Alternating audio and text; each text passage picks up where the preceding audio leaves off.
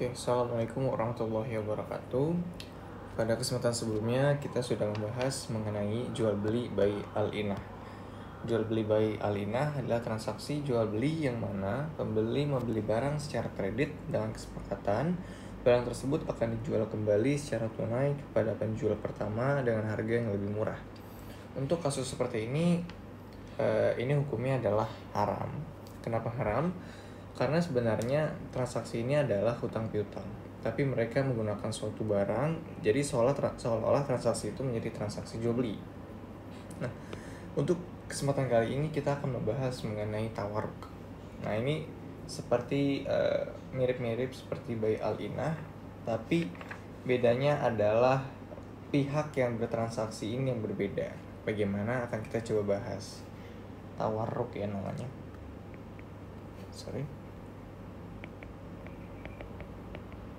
Tawarruk. Nah, tawarruk ini terbagi menjadi dua macam. Yang pertama adalah tawarruk fikhi.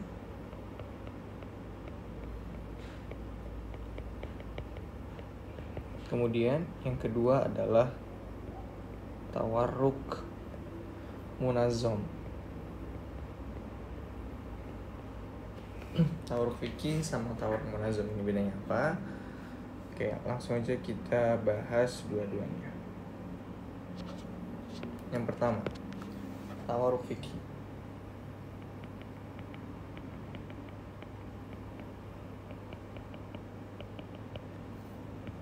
Tawarruk fikih ini apa? Tawarruk fikih adalah transaksi jual beli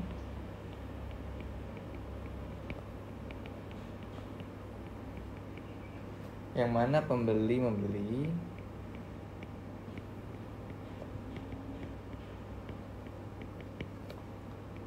membeli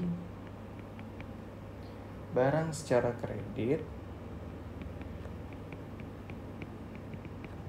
kepada orang lain secara tunai tanpa dipersyaratkan.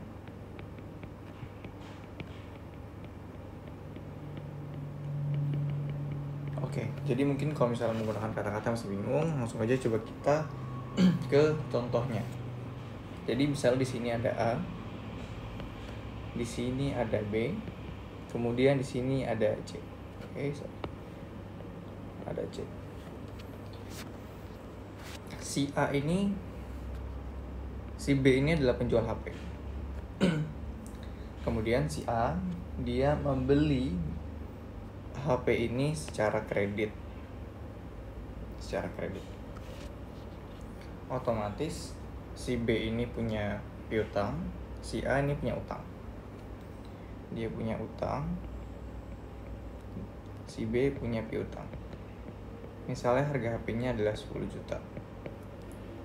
Si A punya utang 10 juta. Berarti HP-nya yang dari B, karena si B ini penjualnya, pindah ke A karena sudah dibeli secara kredit. Kalau misalnya by al-inah, si A ini akan menjual lagi secara tunai kepada B. Tapi bedanya untuk tawarruk fikhi ini, si A akan menjual HP-nya kepada pihak C. Akan menjual secara tunai. Misalnya si A ini jualnya harganya 8 juta. Tapi sebenarnya kalau misalnya A ini bisa menjual harga 10 juta itu nggak apa-apa, menjual dengan harga 20 juta juga nggak apa-apa, karena ini beda pihak dan nggak ada kesepakatan apa-apa. Jadi handphonenya udah pindah ke C. Nah, kemudian si C ini bayar uangnya, misalnya bayar 8 juta. Jadi hasil akhirnya adalah si A dapat uang 8 juta. Fresh money sebesar 8 juta. Nah, ini hukumnya gimana?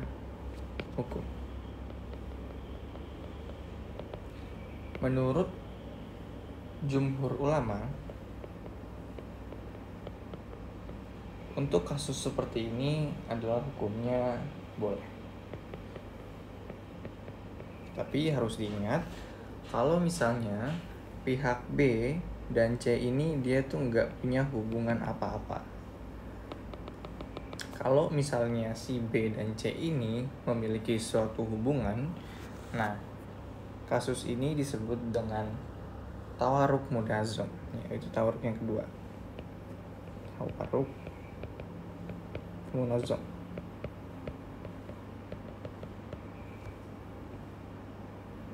Oke. Tawaruk munazam adalah transaksi jual beli yang mana pembeli membeli secara kredit. Oke, ini gua copy aja.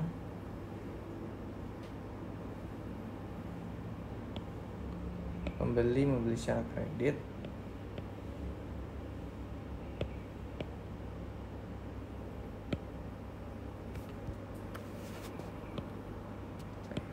pembeli membeli secara kredit membeli secara kredit dan menjualnya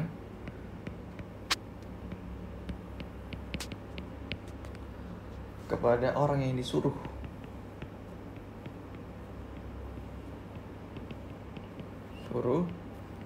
oleh penjual secara tunai. Oke. Perbedaannya antara tawaruk fikih dengan tawaruk munazam ini adalah pada pihak C-nya. Kalau misalnya tawaruk fikih, pihak B dan C itu tidak memiliki hubungan apa-apa. Tapi kalau tawaruk munazam, pihak B dan C ini memiliki suatu keterkaitan. Misalnya pihak B ini nyuruh pihak C untuk membelinya. Jadi kan sama aja seperti kayak balik lagi ke bai al-inah itu gitu loh. Jadi seperti ini. Ini ada pihak A lagi, kemudian ini ada pihak B, ini ada pihak C. Sama kayak tadi, si A ini beli HP-nya dari si B, kemudian si A ini ngejual lagi. Ngejual secara tunai.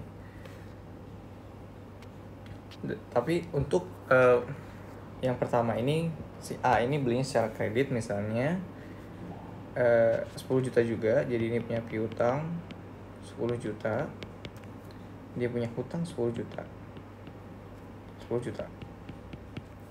Kemudian si A jual lagi secara tunai, berarti HP-nya pindah ke C, dan si A ini dapat uang sebesar 10 juta.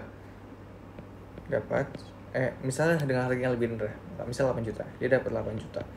Berarti si A ini